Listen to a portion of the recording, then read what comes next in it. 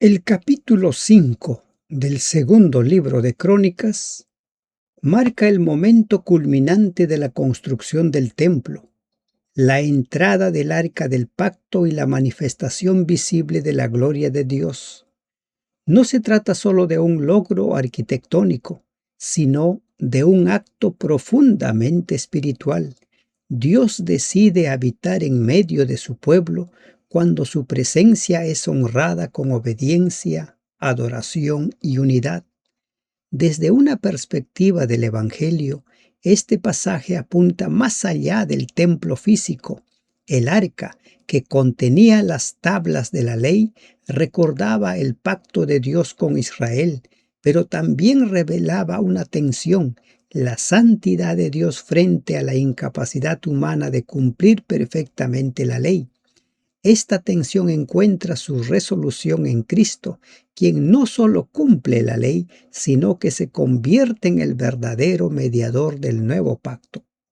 La nube que llena el templo anticipa una verdad gloriosa del Evangelio. Dios quiere habitar con su pueblo, no solo en un edificio, sino en corazones redimidos. En Cristo, la gloria de Dios ya no desciende sobre un lugar, sino que mora en los creyentes por medio del Espíritu Santo. Así, el capítulo 5 nos dirige a Jesucristo, el verdadero templo, la presencia perfecta de Dios entre los hombres y la expresión máxima de su misericordia eterna.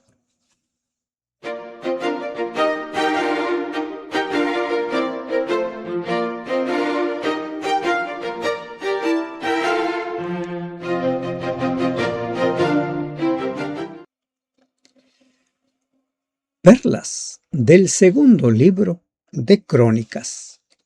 Te damos gracias, bendito Dios, en este nuevo día. Gracias porque una vez más podemos abrir tu palabra. Y al ingresar al capítulo 5, queremos pedirte, Señor, que tú reveles tu palabra, tu verdad para nosotros, que podamos comprender el mensaje, porque como tu misma palabra lo dice, todo lo que se escribió para nuestra enseñanza. Enséñanos, Señor. En el nombre de Jesús te lo pedimos. Amén. Buen día, hermanos y hermanas de esperanza. El Señor bendiga este día vuestros hogares. El Señor bendiga este día la obra de sus manos. Seguimos avanzando en el estudio de las perlas del segundo libro de Crónicas. Hoy nos encontramos con la historia de la gloria de Dios descendiendo sobre el templo que mandó construir Salomón. Es interesante cómo es que Dios siempre anhela estar en medio de su pueblo, y eso no ha cambiado a lo largo de los siglos. Le animo a que su estudio diario cada vez se consolide. Forme el hábito de estudiar la palabra de Dios cada día. Separe un tiempo para ese encuentro con la palabra de Dios. En la medida que usted se relacione cada vez más y más con la palabra de Dios, un capítulo diario, versículo a versículo, encontrando las perlas, encontrando los casos psicológicos, entendiendo detalles que los demás no entienden, verá usted cómo se va enriqueciendo y creciendo en la fe. Y sus hallazgos, sus descubrimientos, compártalo.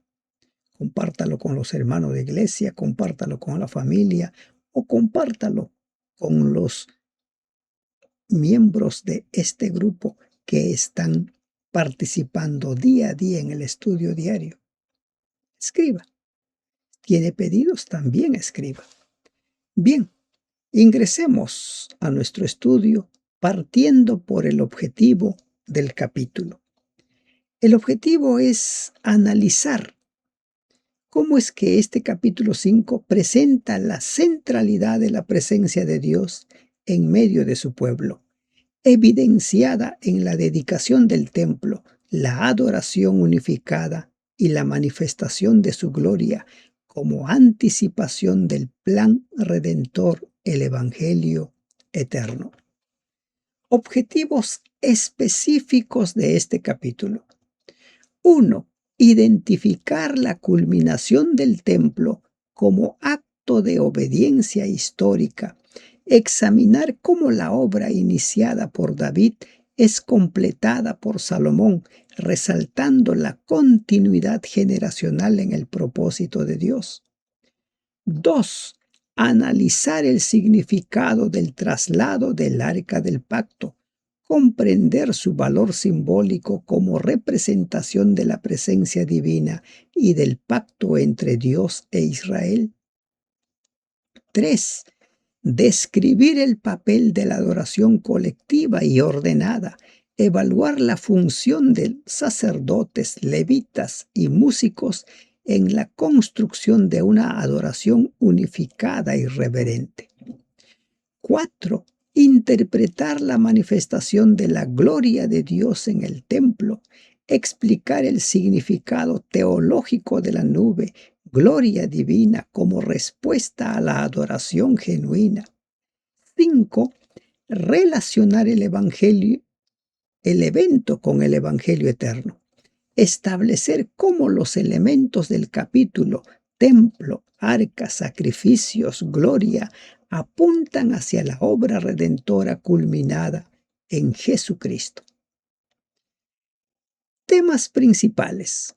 5 de los muchos que tiene este capítulo. 1.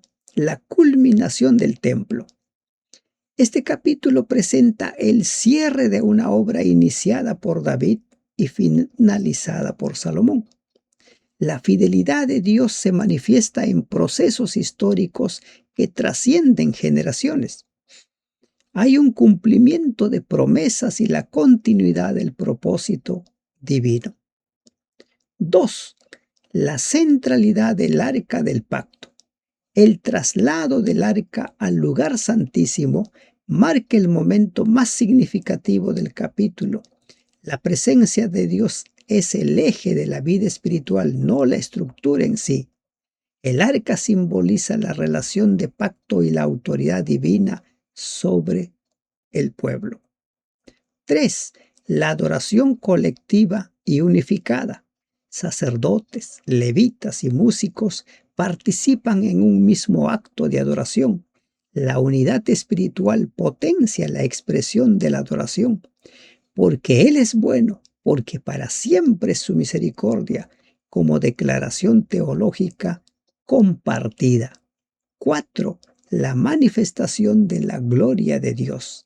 La nube llena el templo, impidiendo que los sacerdotes ministren. Dios responde a la adoración genuina con su presencia manifiesta. La gloria divina, la Shekinah, confirma la aceptación del lugar y del pueblo. Y 5. Anticipación del Evangelio eterno. Los elementos del capítulo templo, arca, sacrificios, gloria, apuntan a una realidad futura más plena. Este evento es una figura que encuentra su cumplimiento en Jesucristo. Dios no solo habita en un lugar, sino que busca reconciliar y habitar en el ser humano. Casos psicológicos. Este capítulo solo tiene 14 versículos, pero tiene muchísimos casos psicológicos. Recuerde, donde está el ser humano, allí hay muchos casos psicológicos. 1. Dependencia excesiva de lo estructural, religiosidad versus vivencia. Hay un énfasis en el templo versus la presencia de Dios. Indicadores de este caso de dependencia excesiva de lo estructural. ¿Cómo me puedo dar cuenta de que tengo esta dependencia excesiva? Un apego rígido a normas o rituales sin conexión emocional, lo que se conoce como legalismo. Dificultad para experimentar sentido o trascendencia. Siempre estoy apegado solo a las formas. Pierdo la trascendencia. Y este es un peligro de los que guardamos el sábado. Nos apegamos tanto a lo que dice la letra en cuanto al sábado y perdemos el sentido de adoración. Nunca pierda de vista de que el propósito del sábado es la adoración. Un tercer punto, el pensamiento dicotómico. Si cumplo, estoy bien. Y vuelvo a poner el ejemplo del sábado. Muchos creen que si van a la iglesia, entonces están guardando el sábado. Y si no van a la iglesia, entonces no están guardando el sábado. El sábado va más allá. Es un día de adoración. Si tú vas a la iglesia y no adoras, no estás guardando el sábado como dice su palabra. Hay que diferenciar la conducta religiosa de la experiencia espiritual significativa. Debemos introducir el concepto de coherencia entre lo que pensamos, entre nuestra emoción y nuestra conducta. Debe haber armonía. Y debemos explicar el riesgo de la automatización ritual. Hago esto porque ya me acostumbré, porque es lo que se hace siempre, ¿no? Esas conductas sin procesamiento consciente no deben formar parte de nuestra relación con Dios. Para hacer frente a esta dependencia excesiva de lo estructural, debemos nosotros, por ejemplo, apelar a la reestructuración cognitiva, detectar qué creencias son rígidas. Por ejemplo, aquello de si cumplo, entonces estoy bien. Cuidado, hay que ir más al fondo. Hay que darle sentido a nuestra relación con Dios. La dependencia excesiva de lo estructural no solo se aplica en el plano espiritual, también en el plano laboral. Muchas personas pierden la inventiva porque se rigen solo a lo que les han dicho. 2. Carga de responsabilidad espiritual excesiva. Liderazgo bajo presión. El rol de Salomón en la dedicación. Recuerden que en estos capítulos estamos viendo el manejo ideal, pero hay personas que cuando tienen el liderazgo empiezan a sentirse sobrecargados, abrumados, empiezan a estresarse en demasía. Carga de responsabilidad espiritual excesiva. Indicadores si estoy haciendo frente a este problema. Ansiedad por desempeño. Llego a creer que todo depende de mí y si yo no lo hago, nadie lo va a hacer. Empiezo a caer en el perfeccionismo y miedo al error. Una cosa es hacer las cosas bien y otra cosa es el perfeccionismo. El perfeccionismo ya linda con la obsesión. Y un tercer punto, la sobrecarga de tareas sin delegación. Todo lo quiero ser yo. Aprender a delegar. Debiéramos nosotros ir aprendiendo a explicar el modelo del control interno y el externo. Diferenciar la responsabilidad saludable de la sobreresponsabilidad. E introducir el concepto de la autoeficacia realista. Si tú das al máximo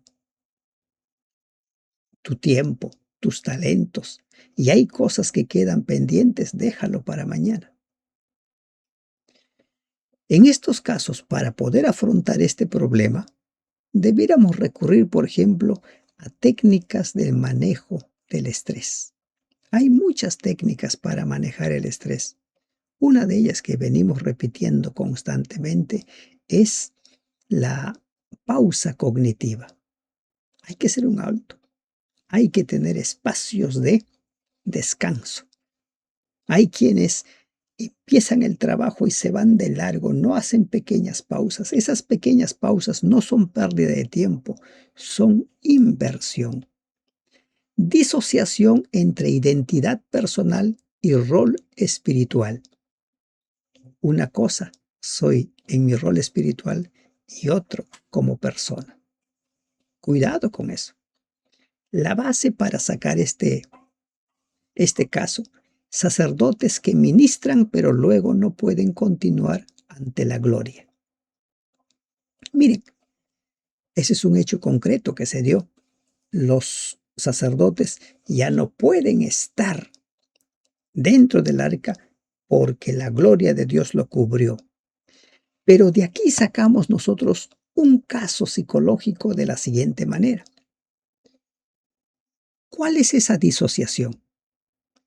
Hay una sensación de actuar un papel en contextos espirituales. Soy una especie de actor. Estoy actuando como un cristiano, pero no soy cristiano. Hay una desconexión emocional durante las actividades significativas. Pierdo de vista la adoración, me conformo con las formas. Hay una fatiga espiritual o un burnout religioso.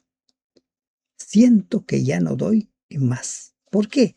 Porque lo que yo estoy considerando que hago para Dios se ha convertido en un trabajo más que una experiencia de adoración. Prestemos atención a ello. Por eso, la disociación cognitiva debiera ser bien entendida. Es la incongruencia entre lo que se cree y lo que se vive. Y este es un drama de muchas personas. Muchas personas. Hay quienes llegan a normalizar las crisis espirituales como parte del desarrollo. Normalizan, dice, bueno, ¿quién no tiene su bajón? Por eso, debiéramos nosotros empezar a trabajar en la alineación de nuestros valores con nuestras creencias. Debe haber una congruencia entre lo que hacemos y lo que decimos. Cuarto punto, la falta de unidad en equipos, dificultad para sincronización grupal. La adoración a una sola voz. Encontramos nosotros ahí a todos los músicos alabando a una sola voz, repitiendo todo que Dios es bueno. Pero cuando hay esa falta de unidad en equipos, hay algunos indicadores que te pueden ayudar a darte cuenta. Por ejemplo, conflictos interpersonales frecuentes. Siempre se va dando. Falta de coordinación en tareas grupales. Cada uno va por su lado. O competencia en lugar de cooperación. Uno quiere sobresalir más que el otro. Eso no lo vemos en la adoración. ¿Se da cuenta? Por esa relación, debiéramos tener muy claro en qué consiste la dinámica y cohesión grupal. Debe haber una sincronización social. Se debe introducir con claridad el concepto de identidad colectiva. ¿Cuál es nuestra misión? ¿Cuál es nuestra parte? Todos trabajamos como el cuerpo. ¿Cómo trabaja el cuerpo? Tenemos diversos órganos, pero cada órgano cumple su función para un objetivo. ¿Se da cuenta? Por ejemplo, si usted va a caminar, diversos órganos entran en funcionamiento y todos contribuyen para que usted camine. Un quinto caso, impacto emocional ante experiencias trascendentes intensas. La gloria de Dios llena el templo y detiene la actividad, un impacto emocional. Pero cuando esto se convierte en un problema en mi vida, hay algunos indicadores que me pueden ayudar a identificarlo. Uno, la sensación de sobrecogimiento o no poder actuar. No sé qué hacer. No sé manejar esto. Dos, hay un llanto o un silencio profundo o un bloqueo momentáneo. Me quedo como paralizado. Y tres, la dificultad para verbalizar la experiencia. Quizás a usted le ha tocado vivir una experiencia de esto. Por eso, nosotros debiéramos tener claro que el sistema nervioso ante experiencias intensas se va a activar. Puede pasar dos cosas, una sobreactivación o una inhibición. Y nosotros debiéramos ir aprendiendo cómo manejar estas situaciones y cómo hacerlo. Por ejemplo, hay que integrar las experiencias anteriores, cómo nos condujimos en experiencias similares, cómo los manejamos. Porque siempre dentro de nuestra vivencia va a haber algo. Y si no hay nada, o en otras palabras, si no sabemos qué hacer, haga la pausa. Tómese un tiempo. Busque ideas, busque consejos. Pero si no sabe qué hacer, tome su pausa. Pero no continúe, porque si continúa sin saber qué hacer, va a cometer más de un error. En situaciones en las cuales no sabemos cómo continuar, lo ideal es la pausa. Hemos encontrado aquí 5 casos que nos muestran que este capítulo no solo describe un evento litúrgico, sino también dinámicas humanas muy complejas, como identidad, liderazgo, cohesión, regulación emocional y sentido de trascendencia. La integración clínico-espiritual permite intervenciones más completas y contextualizadas. Ingresamos ahora al estudio versículo a versículo.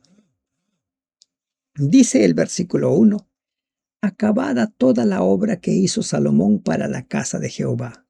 El templo está construido, todos los detalles han sido acabados. Metió Salomón las cosas que David su padre había dedicado. Y David dedicó muchas cosas para el templo. ¿Por qué? Como David mismo declaró, era su anhelo. Su corazón estaba puesto en el templo. Puso la plata y el oro y todos los utensilios en los tesoros de la casa de Dios. Terminar procesos iniciados por otros requiere integridad y sentido de legado, no protagonismo. Hay un problema muy crítico, por ejemplo, en los políticos. Si tras cerrarse el periodo de un gobierno entra otro de una facción política distinta, se olvida de todo lo que ha hecho el gobierno anterior para hacer todo de nuevo. Consecuencia, retraso. Y algo similar a veces sucede en los liderazgos dentro de la iglesia. Tal cosa no debiera darse. Debe darse la continuidad. Se debe hacer mejoras, se debe hacer ciertos cambios, pero no el de borrón y cuenta nueva. Segundo, entonces Salomón reunió en Jerusalén a los ancianos de Israel y a todos los príncipes de las tribus, los jefes de las familias de los hijos de Israel, para que trajesen el arca del pacto de Jehová de la ciudad de David, que es Sión. La reunión es muy similar a la que hizo David para llevar el pacto, el arca del pacto, a el lugar que había preparado. Se convoca a todos. Aquí Salomón está prácticamente replicando lo que hizo su padre. Y esa es la forma de hacer las cosas en la iglesia. Debe ser participativo. Por ser yo el anciano número 1 o ser el pastor, no implica que voy a hacer y deshacer. Así no funciona la iglesia. Se reunieron a todos. Las decisiones espirituales o trascendentes deben involucrar a toda la iglesia y a todos los líderes responsables. Y se congregaron con el rey todos los varones de Israel para la fiesta solemne del mes séptimo. ¿Cuál era esa fiesta solemne del mes séptimo? El día de expiación. Aquí nosotros encontramos que ese gran acontecimiento de trasladar el arca coincide o hicieron coincidir con el día de expiación, el día en el cual se sacrificaban un macho cabrío para purificar todo el pueblo, a todo el campamento en los tiempos de Moisés y en este caso a toda la nación. Ese era el simbolismo. Vinieron pues todos los ancianos de Israel y los levitas y tomaron el arca. Todos los ancianos participaban activamente. Hay una estructura jerárquica funcional. Valorar la experiencia y autoridad madura en procesos colectivos ayuda. Hablando de ancianos propiamente, no de funciones, si hay ancianos, personas que tienen experiencia, las iglesias debieran recurrir a la experiencia de ellos. Va a ser de mucha ayuda. Lo mismo en el trabajo. Lamentablemente, en esta parte de nuestro planeta, las personas ancianas son puestas de lado. No, hay una frase que aquí en el Perú se usa mucho, o por lo menos tiempo atrás se utilizaba. Ancianos a la tumba, jóvenes al poder. Los ancianos tienen mucha experiencia y utilizar esa experiencia es de mucho provecho, tanto en el plano espiritual como en el plano profesional. Y llevaron el arca, dice, y el tabernáculo de reunión y todos los utensilios del santuario que estaban en el tabernáculo, los sacerdotes y los levitas los llevaron. Aquí encontramos una diferencia entre lo que intentó hacer David en la primera ocasión y lo que ahora Salomón. Se volvió al método original, a lo que Dios había establecido. El arca y el tabernáculo son trasladados por sacerdotes y levitas conforme a la ley. Se desechó aquello de la modernidad, de que los tiempos han cambiado. Es triste escuchar en las iglesias de que los tiempos han cambiado, entonces hay que cambiar algunas formas en la adoración. Hay que tener cuidado con eso. Se volvió a lo que Dios había establecido. Y siempre que tú hagas las cosas como Dios ha establecido, te va a ir bien. Y el rey Salomón y toda la congregación de Israel que se había reunido con él delante del arca, sacrificaron ovejas y bueyes que por ser tantos no se pudieron contar ni numerar. Aquí hay otra diferencia en el traslado del arca. El evento es el mismo. David trasladó el arca. Salomón traslada el arca. David como rey, Salomón como rey. Está toda la congregación. David lo hace danzando delante del arca. No se nos dice que Salomón danzara. ¿Qué nos dice eso? Las expresiones son propias, son personales. Yo no puedo decir, yo voy a danzar porque David danzó. Yo voy a danzar porque María danzó. Cada uno tiene una forma particular de reaccionar ante sucesos extraordinarios. Unos con absoluta reverencia van en silencio, otros son más expresivos. ¿Se da cuenta? Pero no se trata de, bueno, como David danzó, entonces la norma ahora es danzar. Y mucha gente incluso ya danza en las iglesias. No sé si me voy dejando entender.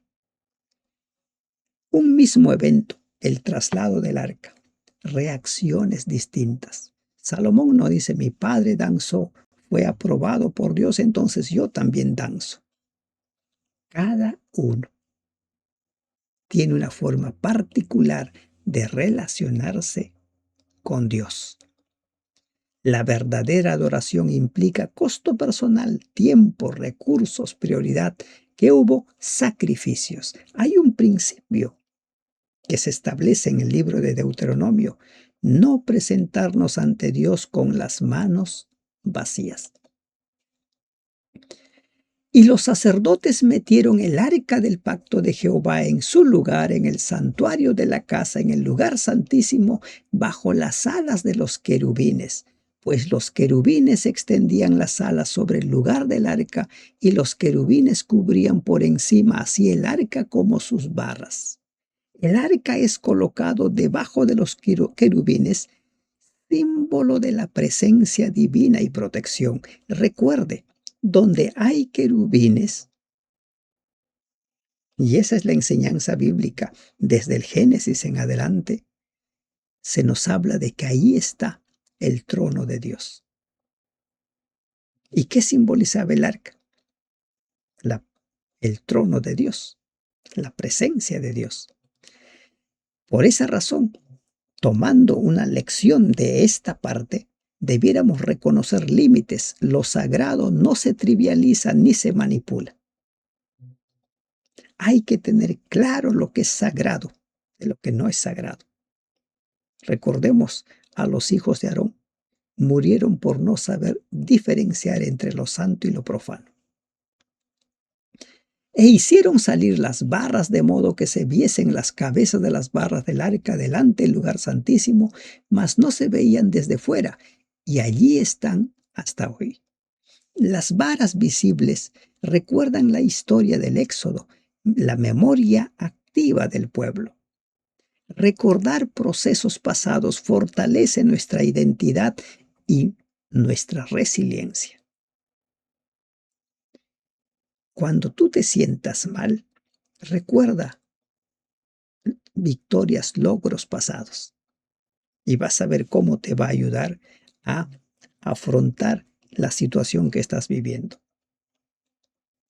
En el arca, este versículo es clave para nuestra comprensión.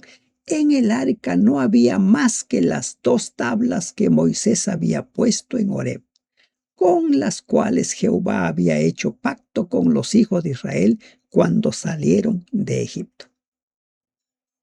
En Apocalipsis 11:19, Juan nos dice que mientras él veía en visión, he allí se abrió el templo. ¿Y qué había cuando se abrió el templo? Juan dice que vio el arca del pacto. 11:19 de Apocalipsis. Y el templo de Dios fue abierto en el cielo y el arca de su pacto se veía en el templo. Y hubo relámpagos, voces, truenos, terremotos y grande granizo. Las leyes de Dios eran los únicos que estaban en el arca. Y ya no estaba el maná, y ya no estaba la vara de Aarón que floreció. Pero esas leyes, escritas con el dedo de Dios, después de muchos siglos continuaron allí. Y siglos después, Juan en visión ve el arca del pacto. ¿Y qué hay en el arca del pacto? ¿Qué contiene el arca del pacto? Las leyes de Dios, que nos hablan acerca de que las leyes de Dios son eternas. No es como aquello de que muchos dicen que fue anulado, fue clavado. No fue clavado ni anulado. Las leyes de Dios son eternas. Los principios permanecen siempre, aunque cambien las circunstancias. Solo están las tablas del pacto, la centralidad de la ley como base de nuestra relación con Dios. ¿Qué es el pacto? Dios nuestro Dios, nosotros su pueblo, bajo los términos establecidos en su ley. Y cuando los sacerdotes salieron del santuario, porque todos los sacerdotes que se hallaron habían sido santificados y no guardaban sus turnos. Aquí no había turnos. En las fiestas grandes, las fiestas anuales, todos se unían, todos sacerdotes santificados, sin distinción de turnos. Hay una unidad funcional y esto nos enseña que la preparación interna es más relevante que la estructura externa, que los turnos, que todo lo demás. ¿Se dan cuenta? No es que algunos decían, bueno, no es mi turno, por lo tanto no estoy santificado. Todos estaban santificados y esa preparación interna debe ser siempre. un asunto de todos los días. Y los levitas cantores y todos los de Asaf, los de Jimán y los de Jedutum, ¿se dan cuenta? Aquí tampoco no hay turno para los cantores, todos juntos. Juntamente con sus hijos y con sus hermanos, vestidos de lino fino, estaban con címbalos y salterios y arpas al oriente del altar, y con ellos 120 sacerdotes que tocaban trompetas. 120. Hay una participación organizada del ministerio de música. Músicos levitas, adoración estructurada y estética. Un solo cuerpo. La música siempre está presente en la adoración. El arte y la expresión emocional pueden ser medios legítimos de conexión profunda. Esta es la lección para nosotros. Cuando sonaban pues las trompetas y cantaban todos a una para alabar y dar gracias a Jehová, y a medida que alzaban la voz con trompetas y címbalos y otros instrumentos de música, y alababan a Jehová diciendo, porque Él es bueno, porque su misericordia es para siempre, entonces la casa se llenó de una nube, la casa de Jehová. La unificación en el canto, todos a una sola voz, porque Él es bueno.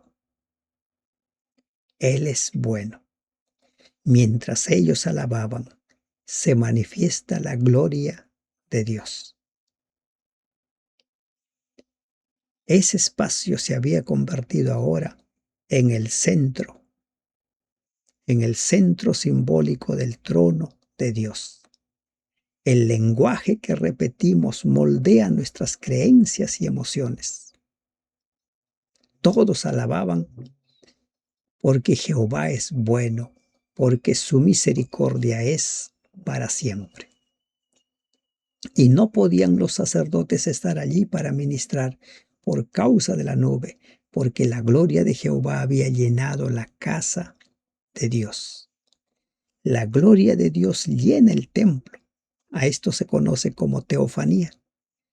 Y esto da como resultado la imposibilidad de ministrar. ¿Y saben a dónde nos lleva esto? Apocalipsis capítulo 15. En Apocalipsis capítulo 15 se nos habla en el versículo 8, y el templo se llenó de humo por la gloria de Dios y por su poder, y nadie podía entrar en el templo hasta que se hubiese cumplido las 7 plagas de los 7 ángeles. Ya no se podía ministrar. Y aquí también nos dice lo mismo, no podían los sacerdotes estar allí para ministrar. Cuando se acabe el tiempo de gracia, dice Apocalipsis 15, 8, de que no podrá estar nuestro sumo sacerdote allí para ministrar. ¿Hasta cuándo? Hasta que se acaben las 7 postreras plagas.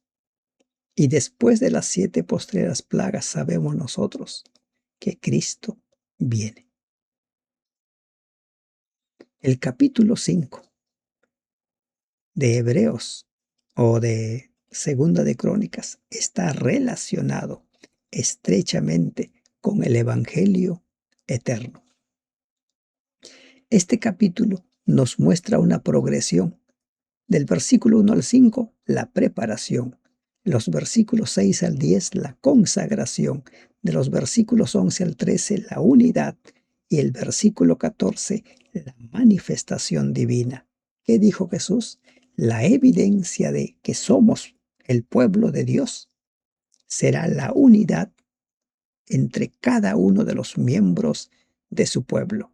El énfasis no está en el templo como estructura, sino en la presencia de Dios habitando en medio del pueblo, lo que conecta con el cumplimiento pleno en Jesucristo. Vamos a cerrar nuestro estudio con 6 perlas. Primero, la obra terminada no es el final, es el comienzo. No basta terminar los proyectos, lo esencial es para qué existen. Segunda perla para nuestra vida. La presencia de Dios es el centro, no la estructura. Las formas sin esencia pierden significado. Nunca pierdas de vista el propósito, la esencia. 3. La adoración genuina implica entrega. Lo que valoras se evidencia en lo que estás dispuesto a dar. 4. La memoria espiritual fortalece la identidad. Recordar cómo Dios ha guiado en el pasado sostiene la fe en el presente. Y 5. La unidad potencia la experiencia espiritual. El pueblo adora a una sola voz. La armonía colectiva abre espacio para experiencias más profundas que el individualismo. 6. La presencia de Dios trasciende el control humano. La gloria llena el templo y detiene toda actividad. No todo se gestiona ni se explica. Hay realidades que se experimentan. Este capítulo no exalta un edificio, sino una verdad esencial. Cuando lo central ocupa su lugar, la presencia de Dios, todo lo demás encuentra sentido. La pregunta que deja el texto es directa. ¿Estamos construyendo solo estructuras externas o espacios reales donde lo trascendente pueda habitar y transformar? Apocalipsis 3:20 dice que Él está llamando. Ábrele la puerta de tu corazón y permítele que Él cree el querer como el hacer en tu vida. Que Dios te bendiga. Amén.